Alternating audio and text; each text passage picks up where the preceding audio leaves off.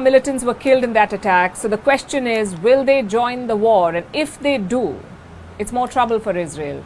Diplomatically too, there are some issues. Reports say Saudi Arabia has stopped normalization talks with Israel. It was supposed to be the deal of the century, the Saudi-Israel deal, but Riyadh seems to have pulled out. They have relayed the decision to Secretary of State Antony Blinken, and chances are this will be a long pause. You cannot discuss normalization in the middle of war. The Arab sentiments will not allow it. And Iran is pretty thrilled about all of this. Reports say they plotted this attack with Hamas, the Iranians did. But officially, the Iranians have denied all such reports. But statements from Tehran make it a tough sell. Their supreme leader, Ayatollah Khamenei, says he kisses the hands of those behind the attack. Listen to this. Supporters of the regime of Israel and some people within the usurper's regime itself have made false statements in the past few days and continue to do so, including that the Islamic Iran is coming behind this movement. They are wrong. Of course we defend Palestine. We defend the struggle. We kiss the hands of those intelligent and brave Palestinian youths who planned the attack on the Zionist regime. Meanwhile, countries are scrambling to evacuate citizens from Israel. Most regular flights have been cancelled, so you need to charter flights for evacuations. Many countries are doing so. The likes of Thailand and Mexico, they're arranging planes. They want to fly their citizens out of Israel. Earlier today, Prime Minister Netanyahu dialed Indian Prime Minister Narendra Modi, and he updated the Indian Prime Minister on the ongoing operations. On his part, Modi expressed solidarity with Israel yet again. He also condemned Saturday's terror attack. So Netanyahu is keeping his allies in the loop, and all of this hints at a spiraling war, a situation that will get worse before it gets better. The signs are all there. Like I said, Israel has mobilized 300,000 troops, 300,000 in 48 hours. It is the biggest call-up since the 1973 war. You don't do that without a plan. There are many places like Sderot, devastated but liberated, meaning Hamas terrorists have been driven out from there, but that was just phase 1. Phase 2 of Israel's operation could be trickier. That could be a ground invasion. There's a lot of talk about this possibility, a ground invasion. But what exactly does it mean? And how would such an operation unfold? So far, Israel has been striking Gaza from the skies with rockets and missiles, but a ground offensive would involve soldiers. Israeli soldiers would enter Gaza and fight. And it won't be a first, they've done it before. The last Israeli ground operation was in the year 2014. Hamas launched a volley of rockets into Israel. Israel responded with a ground invasion, 2014. The whole thing lasted around 19 days. More than 2,000 Palestinians were killed. Israel lost 73 citizens. Before that, in 2008, there was another ground invasion, Operation Cast Lead. This invasion lasted around 2 weeks. More than 1,400 Palestinians were killed. And Israeli casualties? 9 deaths. And there's a reason why I'm highlighting the death tolls. It shows that past invasions were militarily viable. Yes, Israel lost soldiers both times, but they inflicted much more damage on Hamas. So could there be a repeat? And if so, how would it play out? Before any invasion, Israel will have to ensure 2 things. Number 1, outside support. The US has deployed its aircraft carrier to the region. They're also sending fighter jets. And that's like an insurance for Israel. Insurance against Iran and Hezbollah, this kind of American military support. And number 2 is softening Hamas defenses. And again, they've done it in the past. Israel uses land-based artillery to strike Hamas targets. Also gunboats to strike from the sea. Once the defenses have been leveled, the troops enter. Let's pull up the map now. Israel has usually preferred these routes to enter Gaza. Eretz crossing in the north, Buriej south of Gaza City, and the Philadelphia route in the south. All 3 have been used in the past, but once you're inside the Gaza Strip, the situation gets trickier. Gaza is a concrete jungle. It's one of the most densely populated areas in the world, which means there is going to be urban warfare. There are plenty of places for Hamas to take cover in Gaza. Also more chances to lay traps because it's so densely populated and built. So if Israel invades, it could face a long and drawn out struggle, not to mention casualties. Because Hamas now has more sophisticated weapons like anti-tank missiles and armed drones. So an invasion could be costly for Israel. Having said that, Israel's military is world class. They have experience operating in urban centers in Gaza and the West Bank. They've done all of it before. They're also familiar with Hamas tactics. So there is no doubt about the outcome. If Israel wants, it can occupy Gaza. So why hasn't Netanyahu gone ahead? Why hasn't he done it yet? Well, for a couple of reasons. Number one, he's not big on ground invasions. The Prime Minister of Israel, the current Prime Minister, prefers airstrikes and drone attacks. And reason number two, what comes after the invasion? Let's assume that Israel goes into Gaza, they destroy the Hamas leadership, they kill all the terrorists. But what do they do next? Occupying Gaza will not be easy. And Israel did control this region starting in 1967, but by 2005, they pulled out. It simply wasn't viable anymore. The other option is to leave after decimating Gaza. Go do your job and then exit. But again, there's a risk. What if someone worse emerges in Hamas's place? Someone who decides to take revenge. So Netanyahu faces a tough call right now. He has to consider a number of factors and risks. And some of these factors are conflicting, like public sentiment. Across Israel, there is demand for revenge today, and chances are airstrikes alone cannot satisfy that. But if Israeli soldiers die in Gaza in a ground offensive, the same sentiment could turn, and Netanyahu would face further criticism. His comments to US President Joe Biden signal this dilemma. He reportedly told Biden that he doesn't have an option, that he cannot show weakness at this point. And what was Biden's reply? Nothing much. Reports say he did not try to stop Netanyahu. So ground invasion or not, Israel's army is prepared for a long war. Their army chief has warned of difficult days ahead. This is what he said. Therefore, this is a time for war, not for an operation, not for a round, time for war. And within this war, the IDF is strong, will act with strength and will win and achieve its needed goals. For us looking forward, it is expected that there will be days of long, complex fighting. Politics too will play on Netanyahu's mind. He's calling for a unity wartime government. What does that mean? A government that includes the ruling party and the opposition. It's supposed to signal national unity. And Netanyahu's coalition has agreed to form such a government. If he can get them to sign off on the invasion, it would be more insurance. And talks, we are told, are happening behind the scenes. We should have an answer in the next few days, both on the government and the invasion.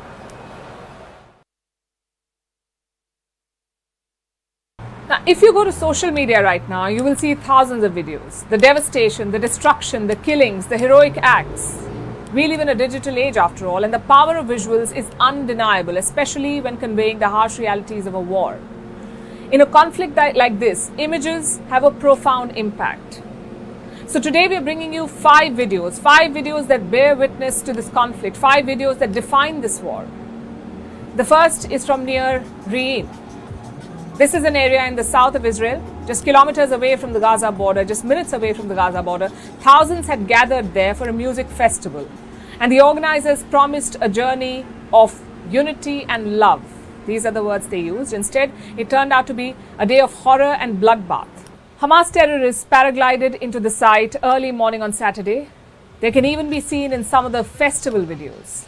Even then, people were oblivious. They kept dancing, but soon the music stopped and people were seen running for cover. They looked panicked. Some of them ducked for cover.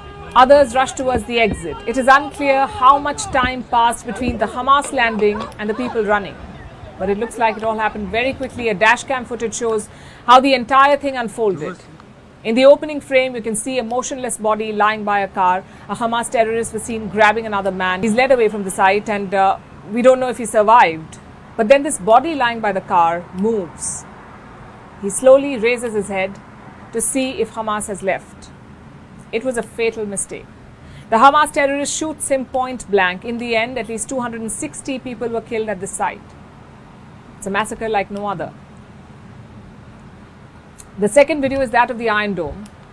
The missile defense system is back in action again. Israel has relied on this Iron Dome multiple times since 2011, and every time it delivers, it has saved countless lives by intercepting rockets. And this time was no different. As Hamas started firing rockets into Israel, the Iron Dome jumped into action, but soon it was overwhelmed. because Hamas fired anywhere between 4,500 to 7,000 rockets into this country, and even with a 96.5% success rate, it was too much for the Iron Dome. Some parts of Israel were hit, but most rockets were destroyed. Our third video is from Gaza. Tel Aviv has launched airstrikes on the Gaza Strip, and Gaza is being hit by rockets every hour. Prime Minister Benjamin Netanyahu shared a video of the strikes. It showed the extent of the strikes and the scale of the Israeli operation. So the situation remains tense and the damage extensive. That's our fourth video for you. We showed you what Israel looked like after the attack. Now let's also look at Gaza. Gaza is a narrow strip of territory, about 365 square kilometers. It is home to nearly 2 million people, and this makes it one of the most densely populated areas in the world. It is being hit by airstrikes. Drone footage shows damaged buildings, many razed to the ground. Gazans, on the other hand, are without food, fuel and electricity. Hospitals are deluged with patients. Medical aid is dwindling, and the people that are suffering are the ordinary citizens. Which brings us to the fifth and last video. It shows a nurse at the Al-Shifa hospital in Gaza. I'm sorry for the sirens, they're going off all the time.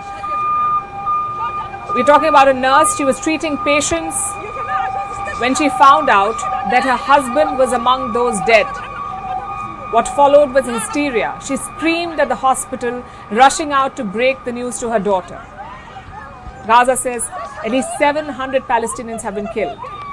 So while Hamas fights this war, at the end it is the ordinary Gazans that bear the brunt.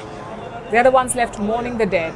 And no, these are not the only videos from the war. There are many, many more. They can be graphic and disturbing.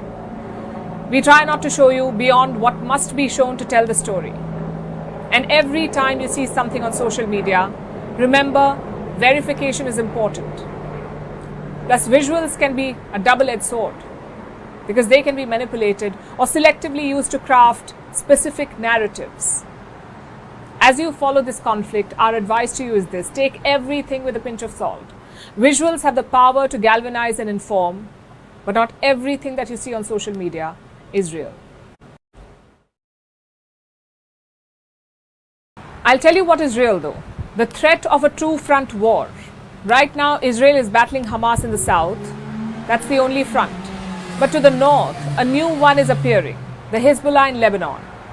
Take a look at these pictures. Israeli soldiers and tanks are heading to the Lebanon border. The security is being beefed up. There is also talk of evacuations. The Defense Ministry wants settlements near Lebanon to be ready for a conflict. This follows Hezbollah's decision to join the war, not formally but tacitly. On Sunday, they fired rockets into 3 Israeli positions. There were no casualties, but Israel responded in kind. They struck Hezbollah positions and killed three of their men. So now it's a cycle of attacks. On Monday too, Hezbollah fired rockets at Israel. Hence the preparations. Israel has suffered one sneak attack already. They don't want to suffer another one. But who exactly are the Hezbollah? In simple words, another Iranian proxy, a very powerful one in Lebanon. Hezbollah was formed back in 1982 with one objective: to fight against Israel's occupation of southern Lebanon. And how many fighters do they have? Some 100,000. They fought a war against Israel in 2006. Hezbollah lost more than 1,000 fighters then. Israel lost around 120 people. They pounded Hezbollah military assets and infrastructure. Many parts of southern Lebanon were uninhabitable, but Israel could not eliminate the Hezbollah. Today, they play an important role in Lebanese politics. They also coordinate with Iran and Palestinian groups. Even this attack, reports say their planning was done in Lebanon's capital. The planning for this attack was done in Beirut, according to reports. And like Iran, the Hezbollah have denied all of such reports. But their leaders cannot seem to contain their joy at what has happened. We salute all our beloved Palestinian resistance factions in Palestine, no matter to whom they belong. And they are all united in the resistance. We tell those that the nation is with you. Our hearts, minds, souls, our history and guns and rockets and all that we have is with you. So far, Hezbollah's role has been limited. They have refrained from striking deep inside Israel, but the fear is that could change. Like we said, there is talk of Israel invading Gaza. If that happens, the Hezbollah could join the fight. Plus, there are many Palestinian groups inside Lebanon and they're putting pressure on Hezbollah. They want the group to release the pressure on Hamas, to help Hamas. How would they do that? By opening a second front. Israel and its allies are aware of this threat. American officials have warned Hezbollah against entering this war. They've also deployed warships and fighter jets. But with these guys, you never know. The Hezbollah has vast experience dealing with Israel. They also had some relative success. In the year 2000, Israel withdrew from parts of southern Lebanon. Hezbollah capitalized on that. They claim to be the only Arab army to beat Israel, to make them give up territory. So you understand how the Hezbollah works. It's a lot of risk and bluster. In fact, they're threatening US military assets in West Asia now. The US has around 30,000 soldiers in this region, also many warships and bases. And the Hezbollah says if the US enters this war, these assets, these American assets, will be attacked. But why isn't Lebanon's government controlling them? Well, their economy is in dire straits. They need all the help they can get. So why antagonize the Americans? Because the government does not control the Hezbollah. It's almost the other way around. Most of Hezbollah's decisions are taken in Iran, so the assumption is that Tehran is coordinating all of this. That's where the focus is. The sneak attack by Hamas, the rocket fire by Hezbollah, all of it is being orchestrated by Iran. The question is, do they want an escalation? Does Iran want an escalation? Israel certainly is not waiting to find out. They've sent more soldiers and tanks to the northern border. Earlier today, there were reports of a possible aerial infiltration from Syria and Lebanon, an attack from the skies. Israel ended up scrambling its forces, but it turned out it was a false alarm. It's a neat strategy for Iran and Hezbollah. Keep Israeli assets tied down in the north, but it's also a risky strategy because if Hezbollah and Israel go to war, it won't be a local war.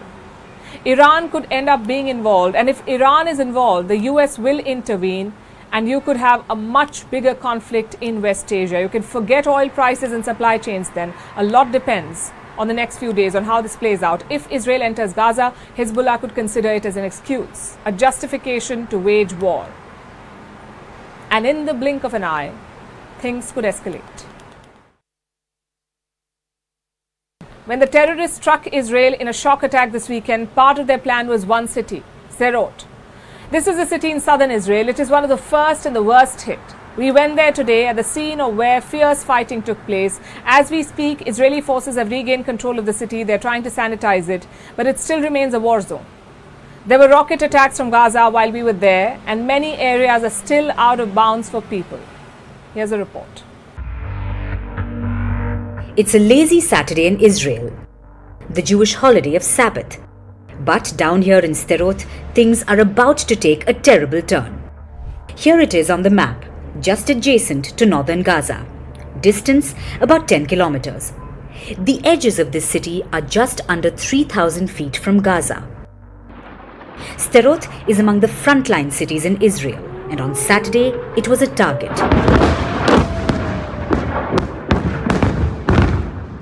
Hamas terrorists poured into the city. They killed civilians and took over government buildings. It's been 4 days since that attack. The Firstpost team visited Sderot to see what remains of the city. We found bullet marks and gutted cars. This is the shopping center of Sderot. You can hear military helicopters buzzing overhead. There is intermittent sound of bombs and rockets going off. And this is where one of the rockets fell. This is what remains of a car.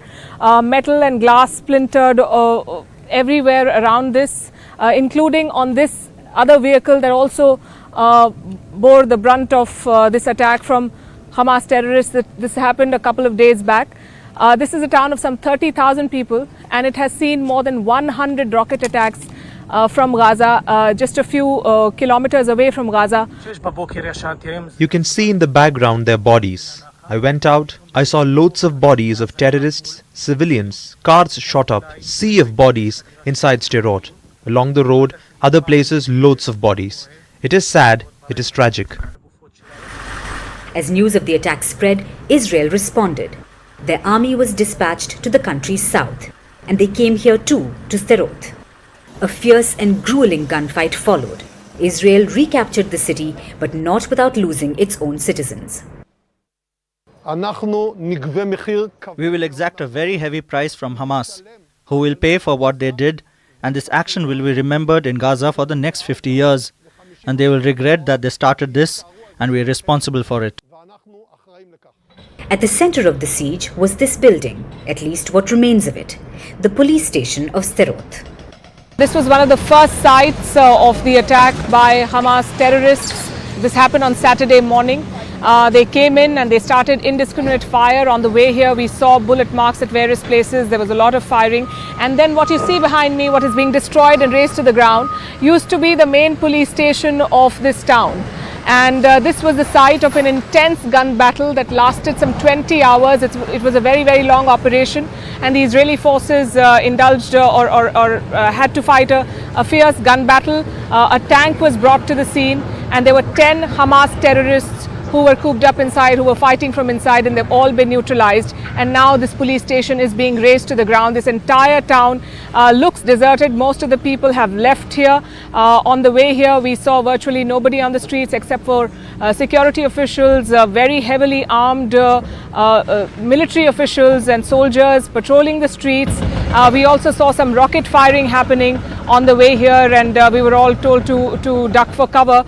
So this remains a very, very tense scene, although Israeli forces say that they have taken complete control of the situation. They're still trying to sanitize this area. The buildings can be mowed down and rebuilt, but the scars, they may take years to heal. And that's what our team learnt here in Sderot. Amid these checkpoints, charred vehicles and piled up bodies, there's no time to ponder through, because our return journey to Tel Aviv taught us a very important lesson. The next Sderot could be anywhere. We were on our way to Tel Aviv, and as you can see, sirens sounding, and we got an alert on the radio and on our phones, warning of a rocket attack, and the sirens have gone off. They're ringing loud in Ashdod, in Tel Aviv and other places, and people have pulled over their cars. You can see a long line of vehicles along this road, and everyone in these cars has gotten off, and they're all taking shelter. Vantage continues after a short break.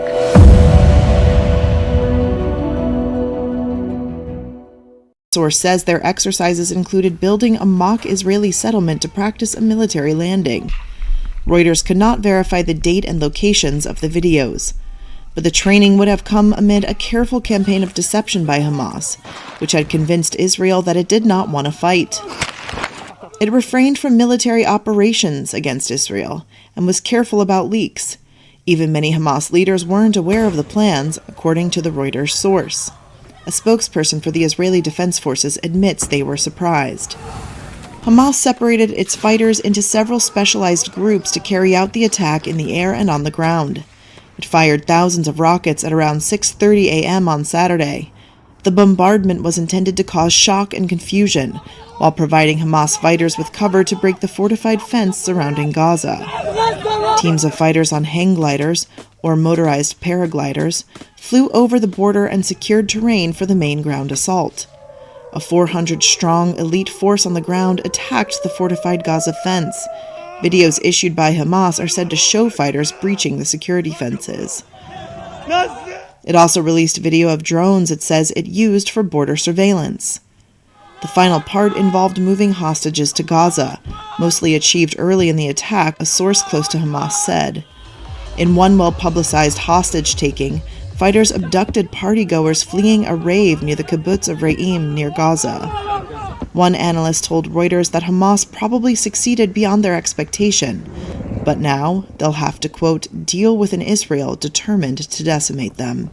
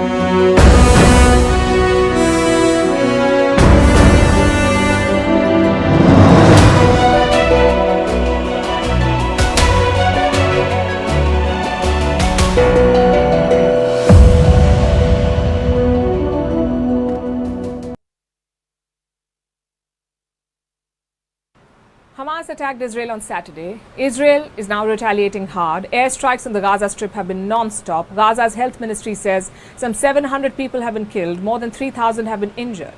Apartment blocks have been razed, roads have been destroyed, hospitals are overwhelmed, and so are morgues. Before the strikes, Israeli Prime Minister Netanyahu warned Gazans to leave the area, but for most Gazans, they have nowhere to go. Amid the bombardment, the sole crossing point between Egypt and Gaza has been closed. The ordinary Gazan is just collateral damage, with no control over their life or fate, caught between this internecine war between Hamas and Israel. Here's a report. Fear, grief,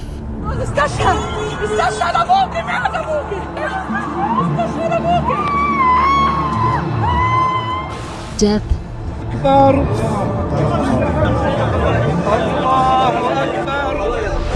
devastation.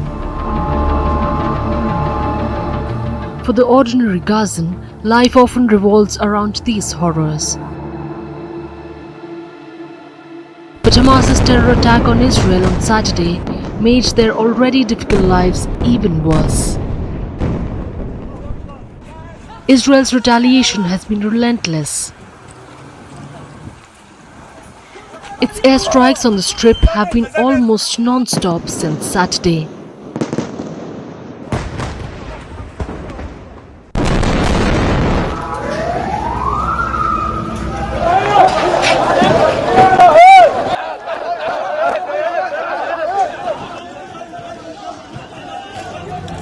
With their homes razed and the life they knew reduced to rubble, Gazans are wondering where to go.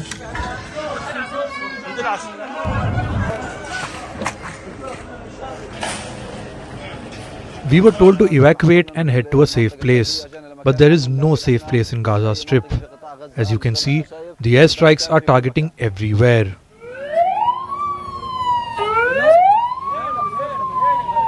Israel has promised mighty revenge for Hamas's attack. It looks like the ordinary Gazans are the ones paying the price for Hamas's actions. What is our fault? What did my children do? There is no electricity, internet, food or water. Why? We wore our clothes and went to the school, and suddenly we found ourselves displaced with no house or a place. Going from a car to a hospital to a street. I am in the street. Tell me, where should I go? And she is just one of many who are now homeless. Hospitals in Gaza are overwhelmed, and so are the morgues.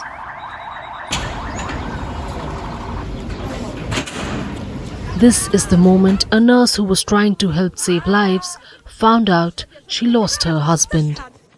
My husband has been killed. It happened while I was working. She rushes to hug her daughter as she breaks the devastating news to her.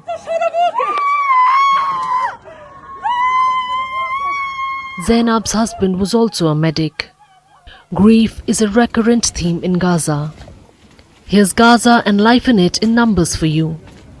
2.3 million people live on a tiny strip of land of 365 square kilometers. It's densely populated. It is roughly the size of Washington, D.C. The unemployment rate is 45%, the highest in the world. 64% of the population suffers from food insecurity. It forms the smaller of the two Palestinian territories, the other being the West Bank. As explosions light up the Gaza sky, flattening whole districts in the enclave, the United Nations says nearly 200,000 people have been displaced. Many are fleeing their homes. But the question is, to where? Gaza Strip is a narrow strip of land surrounded by Egypt, which has closed its borders, the Mediterranean Sea, and Israel, which controls both its shoreline and airspace. So they're essentially trapped with nowhere to go. And as a result of Saturday's attack, Israel has blocked all supply of water, food, electricity, and gas to Gaza. Israeli authorities have decided to cut off the water supply to Gaza. This decision affects over 610,000 people and will result in severe shortage of drinking water. This could be disastrous for those living in Gaza, because around 80% of its population depends on aid. Hamas rules the Strip, but governance is clearly not on its priority list. Criticizing the Hamas in Gaza has life-threatening consequences for the ordinary person.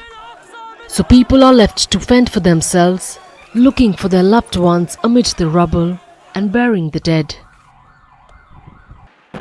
Hamas started this war. Israel is determined to finish it. And caught in between are war-ravaged, poverty-stricken, ordinary Gazans who've had no role to play in Saturday's attack, but who will bear the brunt of Hamas's misadventure. Some have only seen violence all their life. I can say that we became refugees. We don't have safety or security. What's this life? This is not a life.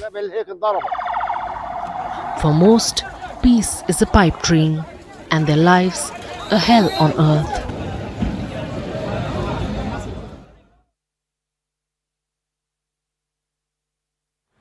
So ordinary Gazans are suffering, they're bearing the brunt of Hamas's actions.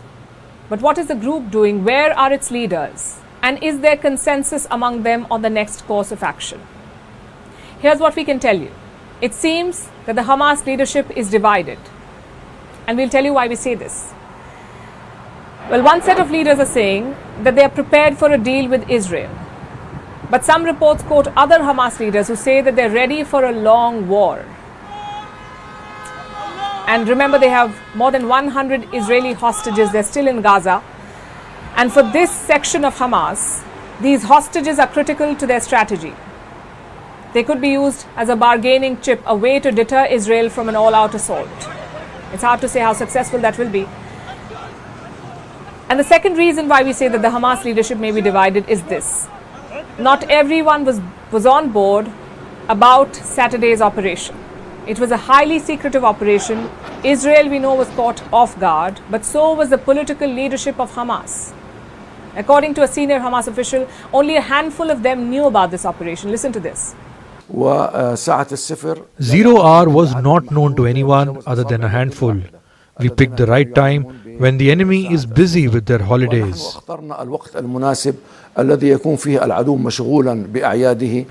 So they picked a Jewish holiday, they did not inform everyone, and they launched out an all-out assault. According to Hamas, the attack was planned by around 6 of their top commanders. All of them were in Gaza, no one else was informed, not even the group's other leaders. You may remember earlier Hamas had also talked about taking help from Iran. There was apparently a secret meeting in Beirut, a meeting where Tehran gave the go-ahead for this operation, but now a senior Hamas official has denied such reports. No one from Hamas's central command was in Beirut last Monday. No one from the central command or the political bureau was here before the operation. So we come back to the question. Who is leading the Hamas right now? And where is its leadership? Well, Hamas was founded in the year 1987 by this man, Sheikh Ahmed Yassin. He was a Palestinian refugee living in Gaza. Israel killed him in 2004. And after that, Hamas tried to morph itself into a political party. They contested an election. In 2006, they won the parliamentary election in Gaza, and 1 year later, they took control of the Strip. Since then, Hamas has been the de facto ruler of Gaza. Currently, they have 2 leaders. There is Yahya Sinwar. He still lives in Gaza. And then there is Ismail Haniyeh. He currently lives in exile in Qatar. And these are the 2 main leaders of Hamas. But there are several others, and most of them have left Gaza. They now live in different countries, in Turkey, in Qatar, and in Lebanon. And reports say they lead a life of luxury. They live in upscale hotels in Beirut, Doha, and Istanbul. They wear fancy suits. They attend meetings in 5-star hotels. They travel in private planes. Their children run lucrative real estate businesses. Take Ismail Haniyeh, for example. In 2006, he famously pledged to just live on olive oil and dried herbs for the rest of his life. But in 2021, the same man was caught playing soccer in Qatar. So this is an image problem for Hamas, and it has been going on for quite some time. Hamas may talk about the situation in Gaza, but its leaders do not live in the Strip. They lead luxurious lives abroad. while ordinary Gazans deal with poverty and blockades. And it's something that has come up before. And Hamas knows about it.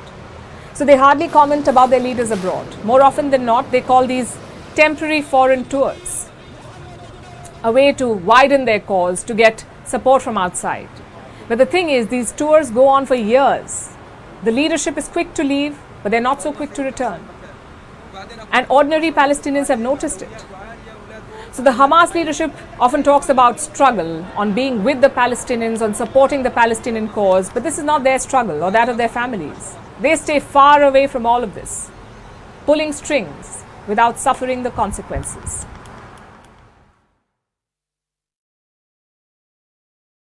So there's a lot happening right now. The devastation is vast. The human cost is soaring. The politics is clear. But at the center of it all is one thing, the weaponry. It is both the cause and the symptom of this war. Volleys of rockets have been launched at Israel. Meanwhile, Gaza is being raided by airstrikes. Israel and Hamas are clashing with very different military capabilities. On the one hand, there's a powerful conventional military. On the other is a well-armed guerrilla terror organization. The question is, how did Hamas conduct an attack of this scale and sophistication, and how is Israel holding its ground now? Which are the weapons of war that are at play here? Here's a report. This weekend, Hamas shocked Israel and the world alike. Its attack on Israel was of a scale and sophistication that was otherwise unthinkable. Terrorists came by land, sea and air. They overwhelmed Israeli defenses. Now almost 1,600 people are dead. It's clear that this assault was massive. The question is, did Hamas do it alone? And if it had help, where did it come from? According to reports, intelligence officials have only one answer: Iran, a long-time backer of Hamas in the region. Now, Hamas and Iran didn't always see eye to eye, but their relationship has evolved. Israel says Hamas receives support worth $100 million a year from Iran. In an interview last year, the leader of Hamas, Ismail Haniyeh, acknowledged receiving aid. He said the group received $70 million in military assistance from Iran. The US says Hamas receives funding, weapons and training from Iran. And experts agree. They say the assault on Israel bears Iranian marks. The Hamas attack saw motorized paragliders. They were joined by swarms of rockets and drones which were hitting targets with a high degree of precision. Intelligence officials say 4,000 of these weapons were manufactured with the help of Iran. Hamas lacks armored vehicles, but it operates from utility vehicles like Land Rover Discoveries, which have weapons mounted on the back, like a .30 caliber heavy machine gun. They are mobile and devastating. Reportedly, Hamas also uses surface-to-surface ballistic missiles. According to Israeli military estimates, Hamas has at least 7,000 rockets of varying ranges, 300 anti-tank missiles, 100 anti-aircraft missiles, dozens of unmanned aerial vehicles, and an army of 30,000 terrorists. Many of them received training in camps with Iranian advisors. Now, Iran's precise role in this conflict remains unclear, and whether or not Iran was involved may have consequences. But that's an issue for the future. For now, Israel is focused on winning the war. Israel's conventional military is battling Hamas's, albeit well-armed, guerrilla capabilities. Israel's military is comparable to that of the US or UK.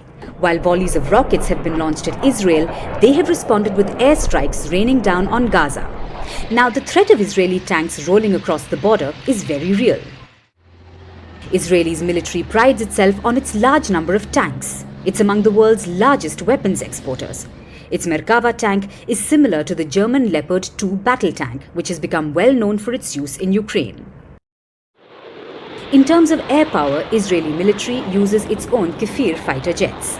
These are multi-role warplanes. But that's not all.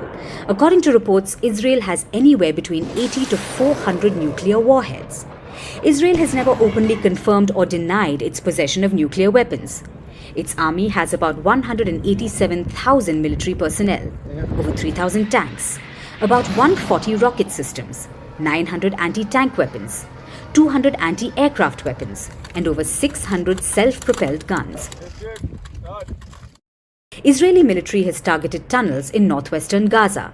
These tunnels act as an outpost for Hamas, who use it as storage and transportation portals. Reports say Israel has been bombing these tunnels by deploying a powerful type of bomb known as bunker busters. In general, the Israeli military is high-tech and innovative. Plus, it isn't alone. The US is supplying weapons to Israel. This is in response to Israeli officials' urgent requests for aid. Last Sunday, the Pentagon announced that ammunitions will be sent to Israel, and now reports say the plan is already in action. The US has ordered aircraft carrier Gerald R. Ford and 5 guided missile cruisers and destroyers. Navy ships are also being moved closer to Israel in a show of support. As the conflict escalates, it's clear that there's no comparison between Hamas and the muscle power of Israel.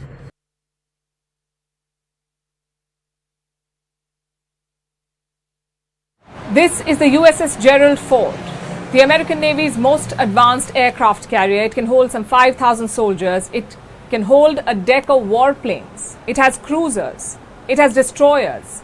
And right now it is sailing to the eastern Mediterranean. Do you know why? As a show of support to Israel. When Hamas attacked Israel on Saturday, the United States jumped into action. It condemned the attack and it offered its quote-unquote rock-solid and unwavering support. The people of Israel are under attack, orchestrated by a terrorist organization, Hamas. In this moment of tragedy, I want to say to them and to the world and to terrorists everywhere that the United States stands with Israel. We will not ever fail to have their back. The US will always have Israel's back. That was President Joe Biden's promise. And hours later, Washington delivered.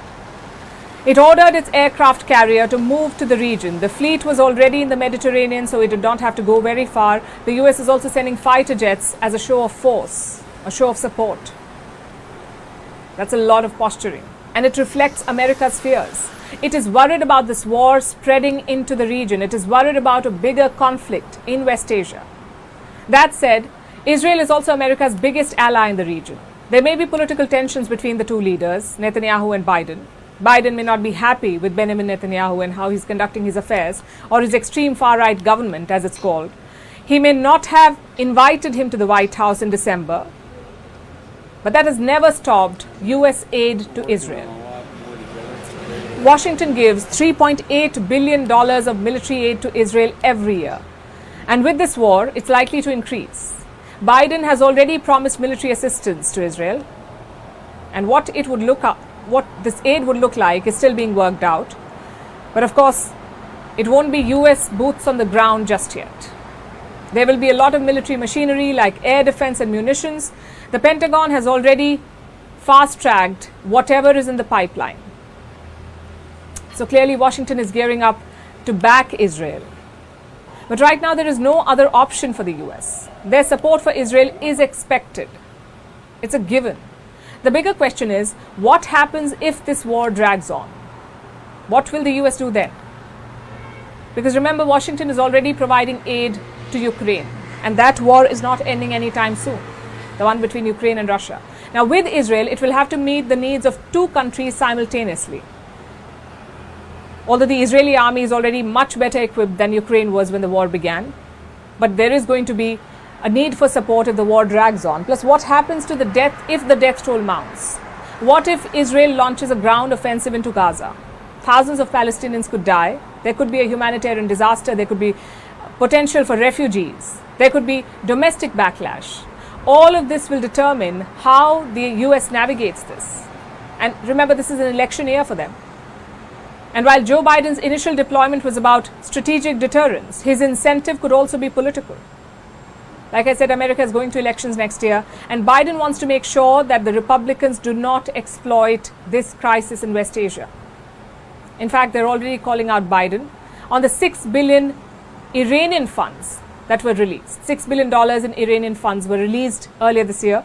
So it is likely that they will use this as a lightning rod. The Republicans will use it against the Democrats.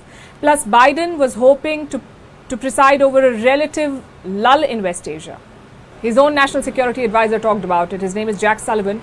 Not very long ago, he said, it's the most peaceful West Asia has been in 20 years. That was just a week later. And then Hamas attacks Israel. Also, there's the elusive Saudi-Israel peace deal. If Saudi Arabia normalized ties with Israel, it would change West Asia, and Biden was hoping to be the president who brokers this deal. But right now, it looks unlikely. The deal looks like a long shot. There's no way Riyadh would normalize ties with Israel in the middle of a war. So will it be a dead end soon? Listen to what the US Secretary of State has said. No surprise that those opposed to the efforts to normalize relations between Saudi Arabia and Israel, and more broadly, to normalize Israel's relations with countries throughout the region and beyond, who opposes it? Hezbollah, Hamas, and Iran. So to the extent that this was designed to try to derail the efforts that were being made, that speaks volumes. Right now, the focus is on dealing with this attack, dealing with Hamas, and we'll come to the normalization efforts, which... So the peace deal is on the back burner right now. The Biden administration has two main priorities: aid for Israel and prevent the conflict from spreading further. But beyond that, they have no good options. And the diplomatic option could be complicated by how Israel fights this war in the days ahead.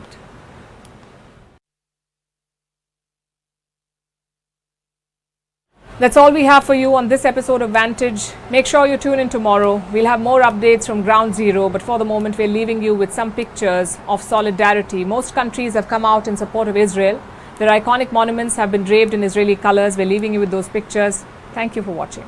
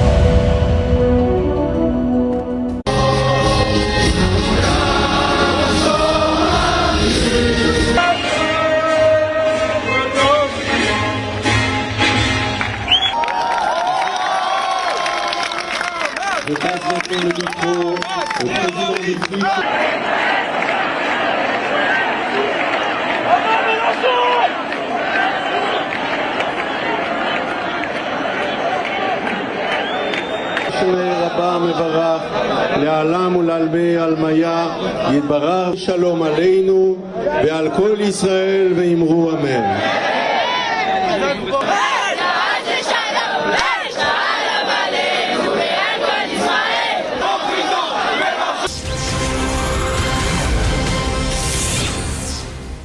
Very warm welcome. You're watching CNN News 18. I'm Akanksha Swaroop.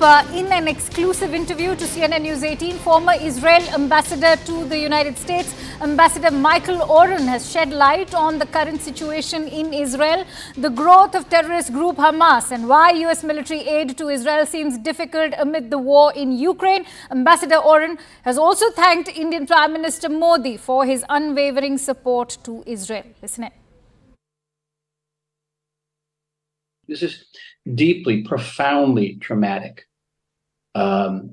for our people. My daughter, who's in the next room, just showed me a picture of a young woman she grew up with, a beautiful young woman with three gorgeous kids. The terrorists came into their house and killed all of them, killed these three beautiful children, killed 260 young people attending a rave concert in the desert, threw people out of their vans and shot them on the street. And then the horrors just begin, because the people who were captured, women were stripped, we think probably sexually abused, spat upon, beaten publicly, children put into cages. And much of the media wants to refer to the Hamas terrorists as militants. Militants don't do something like this. These are barbarians. They're barbarians. They are terrorists. The full definition of the word terrorist. If these aren't terrorists, what are terrorists? When we talk about the Israeli-Palestinian conflict, Hamas's actions on the morning of October 7 were unprecedented in many ways. It was the first time that we've seen terrorists breaking out of Gaza in such huge numbers. The first time they stormed and took control of adjacent Israeli communities, something no Arab army had ever done in recent past. It's also the first time that Palestinians have taken scores of Israeli soldiers and civilians as hostage. What has led to such colossal growth and influence of Hamas? Well, there's two factors here. One is our failure, and we have to admit that there has been a very significant failure here, an intelligence failure, a failure of tactics. I think, and I want to be very frank with you, when I was in government and I was dealing with the Gaza issue at the highest level, there was a general feeling among Israeli policymakers, and from different parties, there was no really disagreement about this feeling that that Hamas, wears two hats. One hat is a terrorist hat. The other hat is a sovereign hat. They were the government of this independent Palestinian state in Gaza, and we thought that if the Qataris gave them enough money and we let 20,000 Gazan workers into Israel every day, that Hamas would focus increasingly on the quality of life in Gaza, making sure the electricity and sewage and water. Water is a big issue there. We thought that that's what Hamas cared about, and we led ourselves to be deceived by that because it's somewhere along the line, we, like the people of India, we believe that human beings are basically decent. Right. We're wrong. We're wrong, and we underestimated the barbarism of these people. They don't care about their own people. They care about their people. They don't care at all. And so that's one half, our failure. The other half is Iran. So Hamas is strongly backed by Iran. Islamic Jihad, Palestinian Jihad, which is also fighting the other terrorist group in Gaza, is wholly owned and operated by Iran. The rockets that they fire at us are made in Iran. And there is strong evidence that is pointing out that the Iranians helped design this operation, helped train the forces for this operation, provided intelligence. And the full extent of Iranian involvement has yet to come out, but I am confident that it will come out, and it will be very substantive indeed. In January this year, the Pentagon, in fact, sent a vast American stockpile from Israel to Ukraine. Can U.S. afford to send more weapons or weapons to both Israel and Ukraine amid a war, that too when Western ammunition is already dipping in Ukraine? So congratulations, you're the first journalist to ask me that question in 3 days. And I've spoken about it. It's very much on my mind. According to press